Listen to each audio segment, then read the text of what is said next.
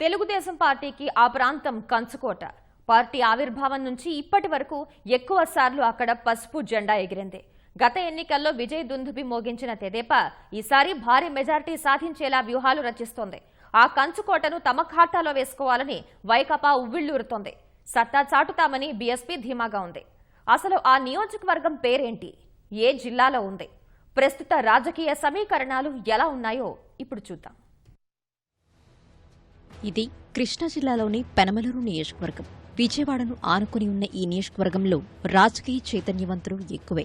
ఇక్కడ 1955 నుంచి 1983 వరకు జరిగిన ఎన్నికల్లో కాంగ్రెస్ పార్టీ 3 సార్లు, ఇండిపెండెంట్లు 2 సార్లు, జనతా పార్టీ 1 సారి గెలిచింది. తెదేపా ఆవిర్భావం తర్వాత పరిస్థితి మారింది. 1985లో తెదేపా విజయ్ దుందుబి మోగించింది. 1994, 1999 సాధారణ ఎన్నికలు, 2001 ఉప ఎన్నిక సహా 2014లోనూ ఈ నియోజకవర్గంలో పసుపు జెండా ఎగిరింది.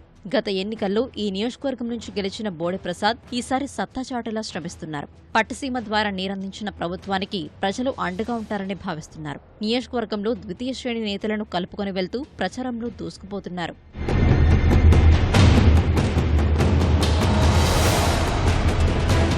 ప్రజల్లో చంద్రబాబు నాయుడు గారి మీద విశ్వాసం ఉంది. గ్రామాల్లోకి వెళ్తా ఉన్నప్పుడు అపూర్వ స్పందన. గతంలో లేని కొన్ని సామాజిక వర్గాల్లో ఈ రోజున పెద్ద ఎత్తున స్పందన కనిపిస్తూ ఉంది. ఎందుకు అనంటే ఈ రోజున సంక్షేమ పథకాలు ఆయన చేసినన్ని దేశంలో ఏ రాష్ట్రంలో కూడా ఏ ముఖ్యమంత్రి కూడా చేసి ఉండరు.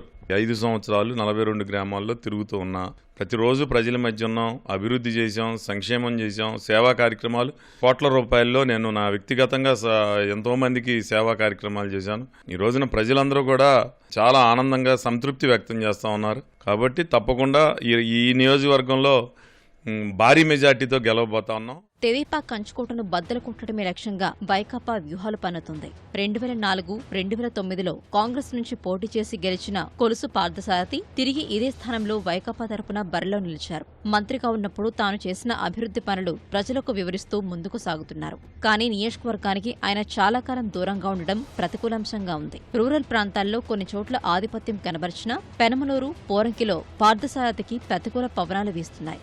క్షేత్రస్థాయిలో ప్రజలు ఎదుర్కొన్న సమస్యల గురించి వీళ్ళు అసలు పట్టించుకోవాలి.